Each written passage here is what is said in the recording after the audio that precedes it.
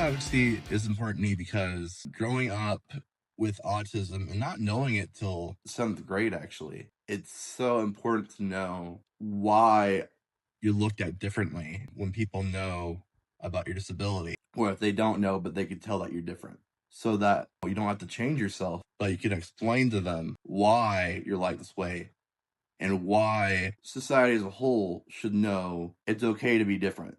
It's okay to have autism, stutter, Down syndrome, the whole shebang. What's not okay is to separate each other because of our differences. The best way people to come together is looking at our differences and saying, well, yeah, that's different, but I say something similar. And oh, yeah, I had that experience before. It's just talking.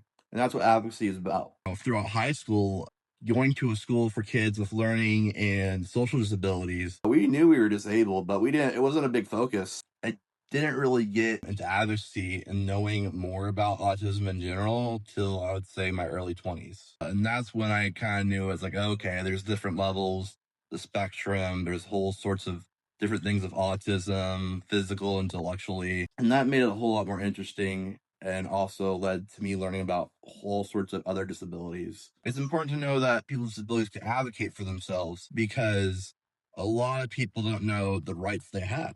A lot of people are not blessed enough with the situation they're living in to have access to that information and to know that they have the right to choose where they live, what they wear, what they eat, and so on, as long as it's within the proper legal procedure and within their legal rights. I didn't know as a self-advocate about laws that were in effect in the 1900s that were just recently changed within the last 5 or 6 decades that made huge impacts within the disability community.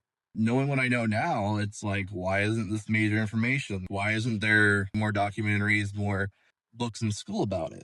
The disability minority, which is actually a majority because it's one that anyone can join at any time throughout their life for whatever reason. And that's why it's so important. And that's why we're doing this segment, so we can help bridge some of those gaps and inform people on things going around the world, disability-wise, and the resources they can have, and how to be a better self-advocate for yourself, whether it's going to the Capitol or going to the rec center and saying, hey, I want to do this. Can you teach me how? So it's knowing that you have power to make choices in life to better your life and the life of others.